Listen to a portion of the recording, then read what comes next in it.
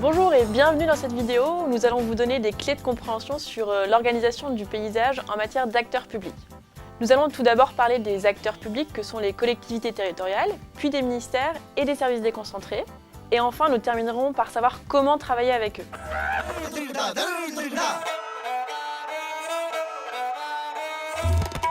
Commençons par les collectivités territoriales. Quand on parle de collectivités territoriales, il s'agit des régions, des départements, des villes et de ce qu'on appelle aussi les EPCI, les établissements publics de coopération intercommunale, c'est-à-dire les communautés de communes ou communautés d'agglos qui regroupent plusieurs villes. La réforme territoriale récente a aussi entre autres donné lieu à la création de 15 métropoles. Pourquoi est-ce important d'avoir ce découpage en tête? C'est important car chaque niveau de collectivité territoriale a des compétences spécifiques et des compétences qui se limitent au domaine expressément prévu par la loi et pas à autre chose. Quand vous vous adresserez à une collectivité, votre port d'entrée restera donc bien évidemment le territoire de cette collectivité, mais en fonction de votre thématique d'action, il faudra bien vous renseigner en amont sur les compétences attribuées à chaque niveau de collectivité. On vous a mis un tableau récap dans les ressources. Passons maintenant au ciblage de vos interlocuteurs. Retenez qu'il existe 2 niveaux d'interlocuteurs et que chacun de ces rôles a son importance. Au premier niveau, il y a les élus et leur cabinet que vous devez absolument chercher à rencontrer car ce sont eux qui décideront ou non de vous accorder une subvention. Le cabinet a pour mission de conseiller et d'assister l'élu et il est à minima composé d'un directeur/directrice du cabinet qui organise le travail des autres membres du cabinet, d'un chef de cabinet qui s'occupe principalement de l'agenda de l'élu. En fonction des moyens alloués à l'élu, des conseillers ou chargés de mission responsables d'un domaine précis pourront aussi faire partie du cabinet. Au deuxième niveau, il y a les services administratifs qui seront chargés du traitement de votre dossier et de son suivi. Mais ces services peuvent tout autant que les élus avoir une influence sur la réponse qui vous sera donnée. Ils pourront aussi vous conseiller sur le montage de votre dossier. Soignez donc aussi les relations avec eux. Les services administratifs peuvent être composés de différentes directions, thématiques ou transversales, elles-mêmes éventuellement décomposées en sous-directions, services ou divisions. Ces services administratifs, en revanche, ne changent pas avec et aussi souvent que les élus, alors que les cabinets, si. Nous reviendrons un peu plus tard dans cette vidéo sur la manière de bien approcher ces interlocuteurs, mais avant ça, on continue le tour de notre panorama avec les ministères et les services déconcentrés de l'État.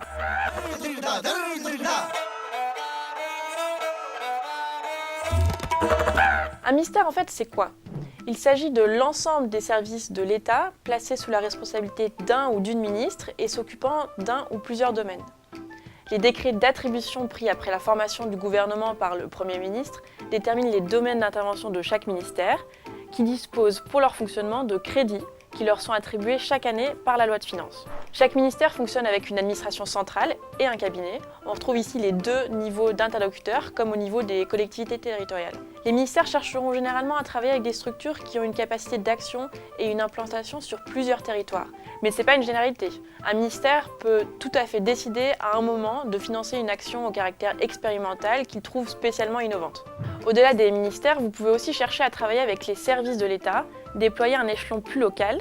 Il s'agit des services déconcentrés. Ces services assurent le relais sur le plan local des décisions prises par l'administration centrale et gèrent les services de l'État au niveau local.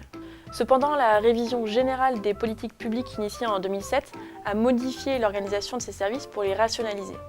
On vous a mis dans les ressources la liste des directions régionales et départementales existantes.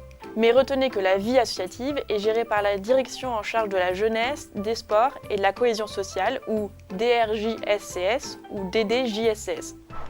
En fonction de votre thématique d'intervention et de votre territoire d'action, vous devrez donc chercher à rencontrer la direction régionale ou départementale pertinente, qui pourra parfois vous soutenir financièrement. Enfin, passons à la dernière partie sur la façon de travailler avec les acteurs publics.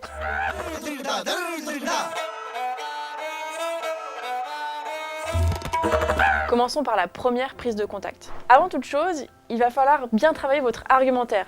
Ce qui va intéresser une structure publique, c'est en quoi les actions que vous proposez sont complémentaires ou s'inscrivent dans ses orientations politiques et ses priorités.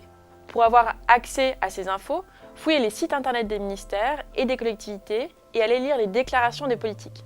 Les objectifs ne sont pas toujours clairement énoncés, mais on arrive généralement à s'y retrouver. Repérez donc les mots-clés. Les collectivités, plus rarement les ministères, lancent également parfois des appels à projets. Faites de la veille pour en rester informé. Une fois ce travail effectué, si vous vous adressez à une collectivité, il va falloir trouver le nom de l'élu et le contacter par courrier ou mail pour demander à le rencontrer. En parallèle, trouvez également un contact au service administratif concerné, passez-lui un petit coup de fil, mail pour discuter également avec eux du projet, en les informant du fait que vous avez également sollicité un rendez-vous avec l'élu. Idem du côté des ministères, mais inutile de chercher à prendre contact avec le ministre. Il faut obligatoirement passer par le cabinet. Ce n'est en revanche pas toujours évident si personne ne peut vous coopter, c'est-à-dire permettre de vous mettre en relation. Dans ce cas, préférez un passage seulement par les services administratifs qui sont souvent plus réceptifs. Dans tous les cas, si vous pouvez être mis en relation par une personne ou une structure déjà en contact avec ceux que vous ciblez, ce sera toujours beaucoup plus efficace. D'où l'utilité de cultiver votre réseau. Une fois que vous aurez réussi à décrocher un rendez-vous, à vous de jouer. Au cours du rendez-vous, soyez clair sur votre demande. Par exemple, un soutien financier à hauteur de X euros. Si vous obtenez une réponse positive, va alors s'enclencher le mécanisme administratif de demande de subvention qui suivra toujours le même processus. Remplir un dossier CERFA de subvention, l'envoyer au service administratif qui le traitera et vous demandera des informations complémentaires si nécessaire, attendre le vote ou l'attribution de la subvention, recevoir une notification et signer dans la plupart des cas une convention, et enfin envoyer un bilan à l'issue de la fin du projet et prendre rendez-vous pour envisager une reconduction possible de la subvention. Par la suite, pour assurer le développement de votre association de façon pérenne, il est important d'être capable d'entretenir une relation partenariale et un dialogue continu. Il faut donc que vous cherchiez à faire plusieurs choses. À être en contact régulier avec les personnes, élus, services techniques, en charge des questions en lien avec l'objet de votre association, que vous cherchiez à vous inscrire dans des espaces de dialogue, groupes de travail par exemple, avec vos partenaires, ce qui vous permettra d'être bien identifié et de rendre votre association incontournable sur votre champ d'action. Cherchez aussi à faire connaître la réalité de votre activité par l'organisation de visites des locaux, la présentation de vos modes de fonctionnement et l'organisation de rencontres avec les bénéficiaires de votre activité, les bénévoles, les salariés. Cherchez à avoir une stratégie de communication en direction de vos partenaires, qui peuvent passer par inscrire les contacts sur la liste de diffusion de la lettre d'information par exemple, ou bien diffuser les bilans annuels des actions, comme les rapports d'activité, etc. Cherchez à inviter vos partenaires aux événements officiels de votre association, comme l'Assemblée Générale, les conférences, etc.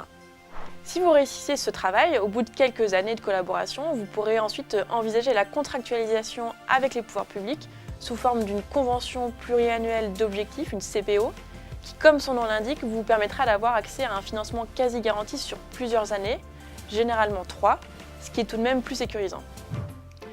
Pour finir, sachez qu'il existe un très grand nombre de dispositifs de financement au niveau européen, dont certains sont plutôt accessibles pour les assos.